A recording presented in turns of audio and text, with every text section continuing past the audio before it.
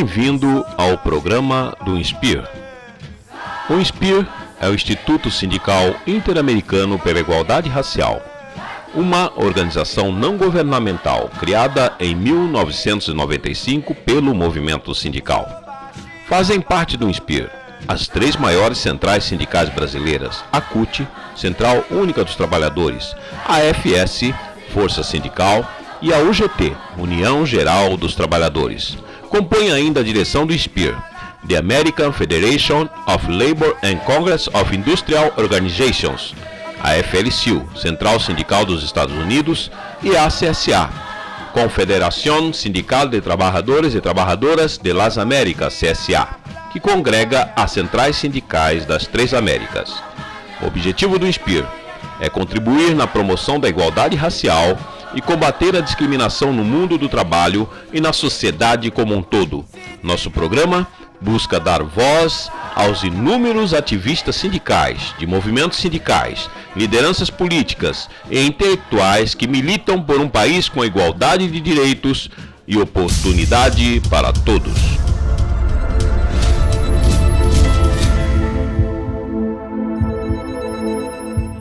Olá, bem-vindo novamente ao programa do INSPIR. Este é um programa que tem por objetivo discutir a questão racial no mundo do trabalho e na sociedade como um todo. Nós normalmente promovemos essa discussão convidando dirigentes sindicais, lideranças do movimento negro, intelectuais, ativistas em geral que discutem a questão racial e trazem propostas de como melhorar a situação da população negra no Brasil. Hoje o nosso convidado, o companheiro Fabrício Camilo. O Fabrício, ele é coordenador regional da CONEM, que é a Coordenação de Entidades Negras, que é uma entidade nacional. O Fabrício é de São José dos Campos e ele também coordena uma entidade, vice-presidente de uma entidade chamada Amigos do FECONESU. E aí o FECONESU é bom que se explique um pouco para as pessoas, principalmente os mais jovens. O FECONESU é o Festival Comunitário Negro Zumbi. É um festival que acontece anualmente, sempre no interior de São Paulo, desde 1978. Então é um festival que tem com 35 anos, Camilo. Exatamente. 35 anos que esse festival existe e as pessoas participam de shows, participam de atividades, de discussões, de debates, e é muito importante esse festival e o Camilo é uma das pessoas que hoje é responsável pela realização desse festival, que já conseguiu, inclusive, exportar até para Minas, né? Está me contando que até em Minas Gerais já teve atividades com esse nome, com esse caráter do festival. E o Fabrício também é locutor de rádio, da rádio do Sindicato Nacional dos Trabalhadores de Ciência e Tecnologia. Então, tem uma inserção junto à mídia, não essa mídia que nós estamos acostumados aí, que mente, que é inimiga do povo, mas a mídia do povo, da população, dos sindicalistas, dos negros. Fabrício, muito obrigado pela sua presença aqui no programa do INSPIR. Queria começar perguntando um pouco da sua trajetória pessoal. Você nasceu em São José dos Campos, como começou a sua militância política, a militância do movimento negro? Conta um pouco de você. Bom, primeiramente, obrigado aí pelo convite. Eu acho que é de vital importância esse trabalho que você está desenvolvendo aqui. Eu acho que as pessoas têm que conhecer as lideranças e saber quais são as suas trajetórias mesmo. Eu acho que isso é fato. Eu sou nascido e criado em São José dos Campos, como meus pais também são joséenses, e meus avós, que alguns vieram de Ilhéus, vieram de Bahia, e meus bisavós, por sinal. Meus bisavós, e outra que já era lá do Quilombo de Lorena, a região do Vale do Paraíba. Mas a família mesmo era segregada em São José dos Campos, totalmente formada dentro de São José dos Campos. E eu sou bisneto de quilombola, onde São José dos Campos tinha quilombo, e meus ancestrais faziam parte desse quilombo de São José dos Campos. Então eu tenho muito orgulho disso, porque a gente já traz isso no sangue. Vem trazendo essas discussões. São José dos Campos não tinha uma formação de grande significância como tem hoje a nível nacional, pelas fábricas e feitos da cidade. Ela era a cidade visada por pacientes de tuberculose, por isso que ela tinha uma visão forte no Vale do Paraíba, inclusive alguns grandes nomes iam para lá para se tratar dessa doença do século passado, que a gente estabelece alguns lugares ainda, mas muito menos, e a cidade tinha sanatório para esse tratamento. Então, a cidade se destacou nisso. E logo a cidade deu um boom, uma qualificação muito grande na área de indústria, com algumas indústrias de cerâmicas e depois indústrias bélicas, aeronaves, essas questões todas. E a gente foi acompanhando essa trajetória da cidade, vendo qual o desfecho que a cidade foi tendo. E isso aferiu muito na cultura, aferiu muito no povo joseense, aferiu muito nos negros da cidade, trazendo um pouco de preocupação dentro do campo racial. A cidade se tornou uma cidade visível para o mundo e invisível, o negro invisível para a sociedade. Porque uma cidade que tinha aí seus 70, 80 mil, passou a 150 e hoje estamos 700 mil, com uma rotatividade de mais de 800 mil pessoas. Então isso dá um alerta muito grande sobre a questão social. Ela explodiu na questão social e os N problemas na questão social. E a gente, como militante que vem já fazendo os trabalhos, e a minha militância não vem pequena, ela vem de dentro de casa, ela vem de berço, meu pai também já fazia uma militância, né? E teve muita repressão quanto a isso nos anos 60, né? Porque a cidade de São José dos Campos tinha um clube chamado Night Club, onde tinha as negradas, se reuniam e tudo mais, isso foi reprimido de uma maneira que até extinguiu-se. E muitos negros das cidades, alguns passaram por um processo muito sério político e outros sobre a questão racial. Perdi meu pai em 68 e em plena ditadura, não vou entrar em detalhes agora, mas foi uma situação muito pesada de época para mim, enquanto filho, enquanto já vendo o olhar, eu estava com 8 anos, você começa a ter um olhar com mais de referência, de pai, de mãe, de irmão, de amigos. Então você tem uma referência de algumas pessoas para você começar a ter um direcionamento enquanto moleque, enquanto homem. E eu me recordo bem disso. E eu perdi essa referência de meu pai. Então você tem a referência de um tio, de um amigo, de um irmão. Então você vai estar tendo alguma referência nesse sentido. E a cidade ainda tinha algumas posturas de algumas pessoas da cidade que eu tinha como referência, né? Tinha lá o que a gente chamava de tio, que era o Alves Gonçalves, que era um radialista. Era um jornalista, radialista e professor, que foi um professor meu na época de português. Isso você tinha quantos anos? De 8 para 9 anos. Ah, é? Então você já começa a ter uma referência, porque você perde a referência de pai, você já começa a ter uma referência de alguma pessoa que você vê como liderança para você.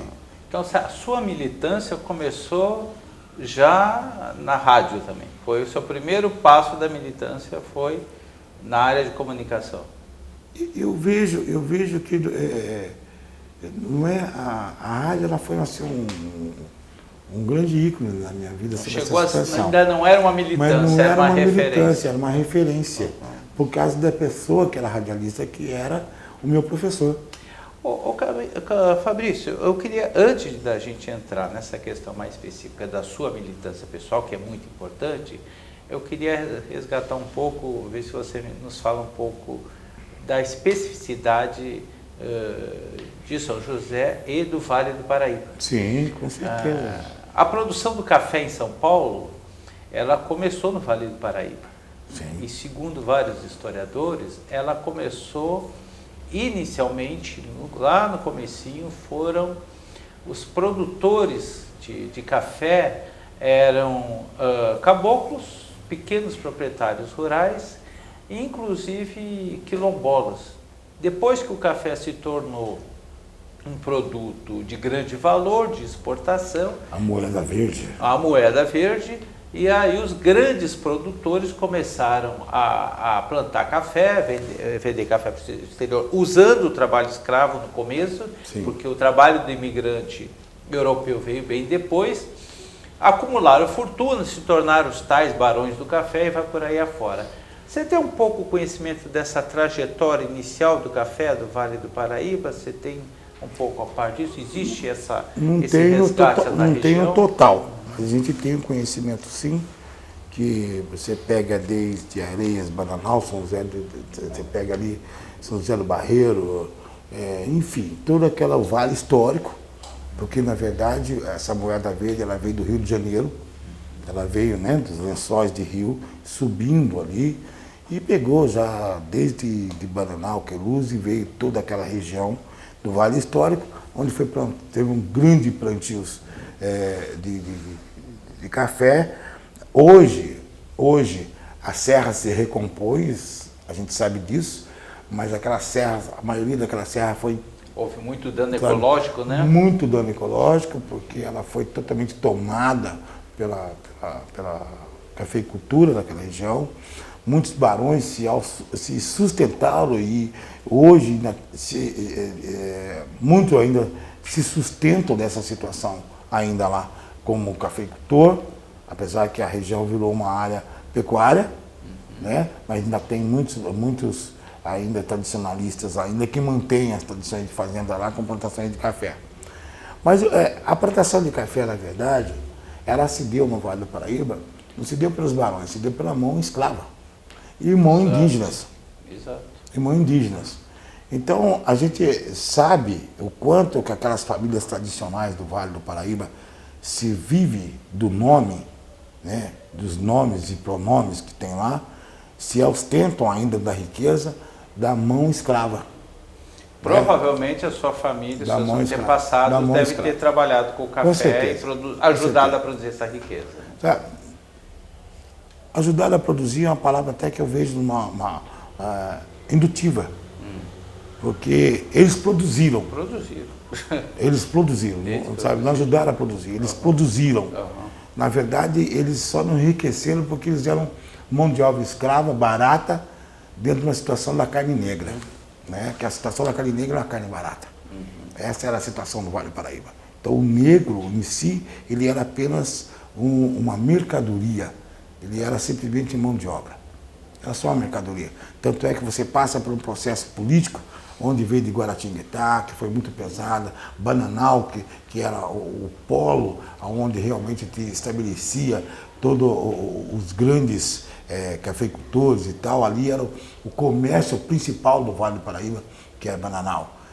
Depois você tinha Lorena, que era o campo político, Guará, e Lorena, que é o campo político, que tinha, pela história você vê as pessoas que fizeram parte da política nacional e do Estado.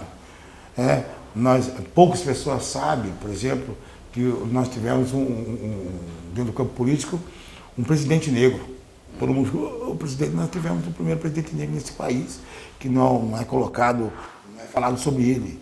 E, segundo os historiadores, ele nasceu em Cunha, foi criado em Guaratinguetá, né, que é o conselheiro Rodrigues Alves. Quem que sabe disso? Às vezes pergunta até para os meninos que estão aqui, fica surpreso de saber que nós tínhamos um presidente negro. Mas negro na pele, eu não sei como que era isso, mas foi esse negro que se deu-se enquanto presidente, que deu uma desenvoltura da vacina com Oswaldo Cruz. E aí, nós tivemos uma parte muito séria dentro do campo nacional. Né?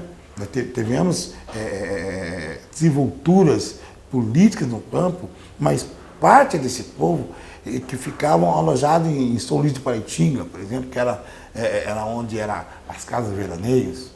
Então, o vale todo realmente é histórico, ele traz uma questão, e a plantação de café naquela região lá, ela foi muito forte, ela foi um dos maiores veios financeiros daqui da capital. E você, então, acaba sendo um pouco o resultado dessa luta desse povo negro na região, ou não bem o resultado, mas a continuação dessa luta desse povo, dessa luta secular desse povo negro na região. E aí você me falava antes que você, aos 8 anos de idade, ficou sem o seu pai, passou a ter essa referência no rádio, e a partir daí começa a ir despertando aos poucos, com as limitações, lógico, que uma criança de 8 anos, e aos poucos vai despertando a sua consciência racial, social, política. Como se deu então essa trajetória do menino de 8 anos órfão que depois se torna um militante na juventude? Como é que foi a sua chegada na militância? A minha chegada na militância foi na rua. A chegada minha na militância foi que hoje para uns é bullying, para nós era apelido. Né?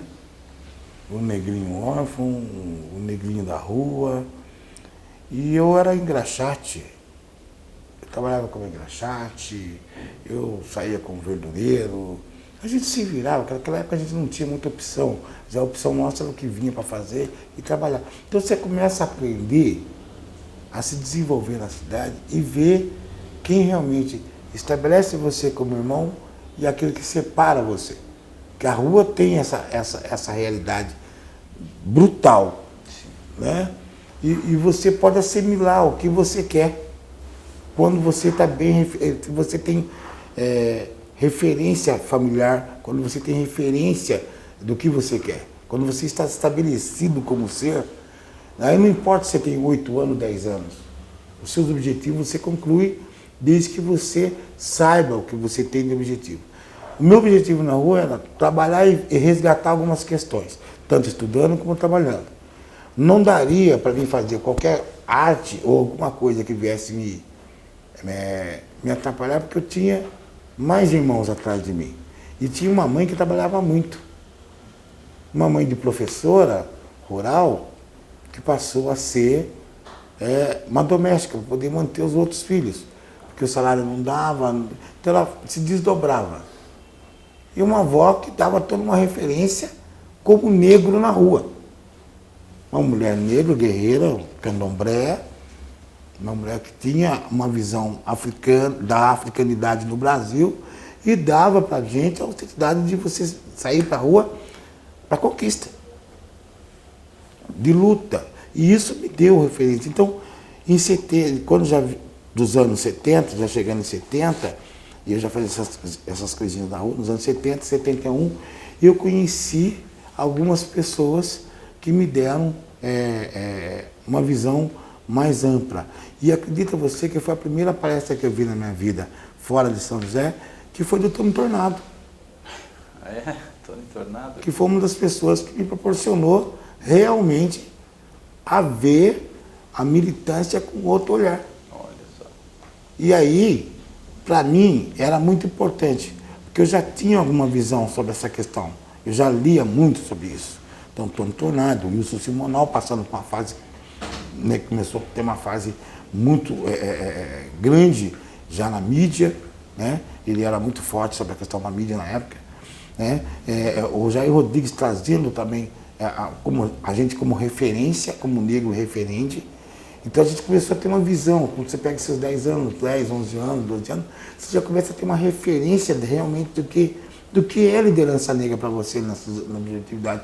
E eu fui me aprofundando, discutindo, conversando, batendo papo, me aprofundando sobre isso. E me vi já nos anos 70, no meado dos anos 70, já aqui em São Paulo, nos movimentos sociais, no movimento negro. Você participou do MNU, começo do MNU, não? Para você ver, em 72 eu vim para aqui para São Paulo, que eu não tenho agora, mas não está aqui comigo, mas eu tenho a carteirinha, né, que era que a gente fazia entre os movimentos, para vir aqui ver palestra, acompanhar alguns companheiros negros. E aí conheci alguns membros aqui de São Paulo que estão por aí, e eu passei a ter como referência essas pessoas também na minha vida, né? Pessoas que são sérios da época. Eu conheci o seu Nenê. Seu Nenê da Vila Matilde. Seu Nenê, que é uma das pessoas assim, que as pessoas não sabem o quanto que esse homem tem de referência no Estado. E o seu Nenê, eu quer saber, logo mais conheci o Tobias, né, o velho Tobias do Camisa, também que era uma amiga, e dando aquela conversa e tal. Aí foi quando eu conheci pessoalmente mesmo agora ele não está mais entre nós, talvez, não sei se o Nininho. Nininho do Elbaduai. O Nininho. Foi uma das pessoas que eu conhecia. Militante da MNU. Militante, que desde o início, né? Aí o Milton, né, que estava iniciando. A tua entrada na militância se deu pelo samba, pelo MNU, que era um movimento mais político, orgânico, ou pelas duas coisas ao mesmo tempo? Pelo Soul Black. Pelo Soul Black. Pelo Soul Black. Porque eu vim muito para São Paulo ver as lideranças, mas naquela época a gente vinha muito pro Chic Show. Ia pro Chic Show. Eu ia pro Chic Show em 74, 75, a gente ia pro Chic Show, ia na Negrada Black Power, se reuniam no Dolittle ou na 24, a gente já começava a se conversar e tudo mais. E eu sempre gostei muito de dançar e já o pessoal da Black Mad e tudo mais, aí já vinha o baile dos Carlos, Musicalha, né, Zimbabue, a gente começou a acompanhar isso, os movimentos sociais que tem em São Paulo, os encontros do MNU, a gente já participava, aí veio Gilson Legal, veio aquele pessoal todo, e a gente começou a se conhecer melhor, como Flávio Jorge, enfim, a gente começou a ter aquele grupo, o entendimento do grupo que teria que ter uma estrutura maior, enquanto negros, para a gente poder realmente resgatar isso. E eu fiz parte disso. Agora, essa trajetória toda te levou a um acúmulo de informações, de relações, de cultura, e que faz com que hoje você consiga materializar isso na comunicação. Né? Com certeza. Porque aí você hoje está trabalhando com comunicação, não é apenas um locutor que está ali e fala algumas coisas que algum redator escreveu. Você tem um acúmulo, uma história para ser colocada aí. Um pouquinho sobre esse trabalho atual que você faz, Fabrício, que eu entendo, pelo que eu compreendi, é um trabalho muito importante na área de comunicação, lá do sindicato, e qual é o alcance dessa rádio, como é que ela tem funcionado? Olha, a rádio, ela é uma rádio que ela hoje é via internet, né? Ela tem um alcance ilimitado, porque internet hoje é um alcance limitado, né? Eu não tenho assim, não tenho uma coisa palpável para dizer para você qual é o medidor desse alcance, não tem. Eu sei que são várias torres que o INPE tem a nível nacional. Tem essa transmissão, ela pega na Antártida, ela pega em Natal, ela pega em Rondônia, ela pega em Manaus, enfim, ela tem toda essa transmissão, porque tem profissionais em todas essas áreas, porque o INPE, ele traz essa questão da tecnologia em toda a rede nacional, em toda a formação nacional. Então, essa comunicação, ela se estende a isso. A minha trajetória dentro do campo da comunicação, onde nós estamos estabelecidos, para mim é uma honra. Para mim é uma honra saber que eu posso estar levando aos trabalhadores essa informação. O trabalho que eu faço é extremamente cultural, né? Dentro dessa cultura que eu adquiri nessa trajetória de vida, trazendo de família e depois da militância aqui fora, que eu agradeço imensamente. E esse acúmulo, para mim, é mais que importante, porque hoje é muito fácil você conseguir informação, você entra na internet você tem tudo, mas eu tenho uma trajetória de vida. Sim. Então, essa trajetória de vida é que me dá essa ostentação de poder falar com propriedade, porque eu participei disso. Eu não li sobre isso. Sim. Né? Eu estive lá. E se eu não tive algum companheiro que, da mesma época, que é militante ou está militante, esteve e pode trazer isso como resgate. Então era diferente de você abrir um computador, abrir um Google e ter essa informação. É importante? Claro que é importante. Não tem a sombra de dúvida que é importante. Né? Até porque na nossa época, e eu falo da nossa época, para ter um telefone ao nosso alcance era difícil. Hoje você encontra celular jogado em qualquer barranco. O programa, qual que é o conteúdo dele? É cultural, mas tem música, tem informação, como é? Isso, é um programa cultural, né? Ele não é extremamente musical, apesar de termos algumas coisas, mas nós temos, na verdade, ele é um programa aberto para que a sociedade tenha conhecimento do que o trabalhador é, do que o sindicalista é e o que a comunicação pode levar para dentro da sua casa. Tá. Levar qualidade. Porque nós temos muita porcaria no ar. Então nós estamos levando exatamente a qualidade. O Sindicato da Ciência e Tecnologia, o que ele quer? Ele quer um respaldo do que é o trabalhador, onde leva para sua casa a qualidade do seu profissionalismo. Esse papel que a rádio do sindicato procura exercer, Me parece fundamental, principalmente que hoje nós temos uma mídia que não é nossa, nós não temos acesso. E é uma mídia que é controlada, 8 famílias no Brasil inteiro controlam em torno de 90% da mídia nacional. Rádio, televisão, jornal, revista, etc. E certamente essas 8 famílias não abrem espaços nem para sindicalistas, nem para a população pobre em geral, muito menos para a população negra.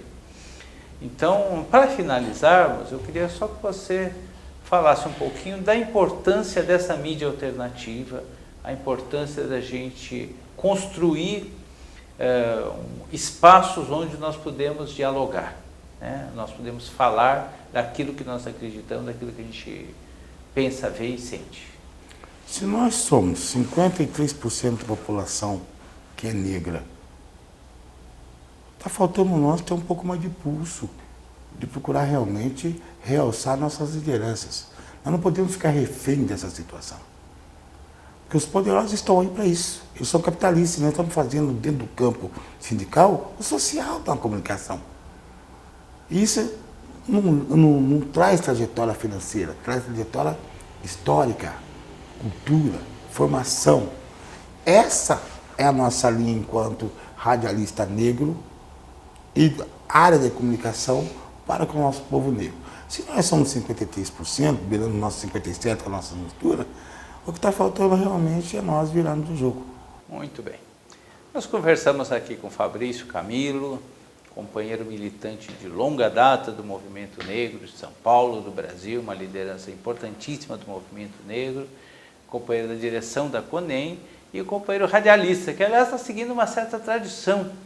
Aqui em São Paulo, que eu fiquei sabendo recentemente, teve uma pessoa que fez uma pesquisa na USP e constatou que o rádio em São Paulo, uma grande parte foi composto por locutores negros. Isso aí merece até outras e maiores pesquisas, e aí o Fabrício está aí seguindo uma tradição aqui em São Paulo. Agradecer ao companheiro Fabrício pela presença, seja sempre bem-vindo, as portas aqui do programa do Espírito estão sempre abertas, e nos veremos sempre nas lutas que estamos encaminhando aí juntos em vários espaços. Muito obrigado.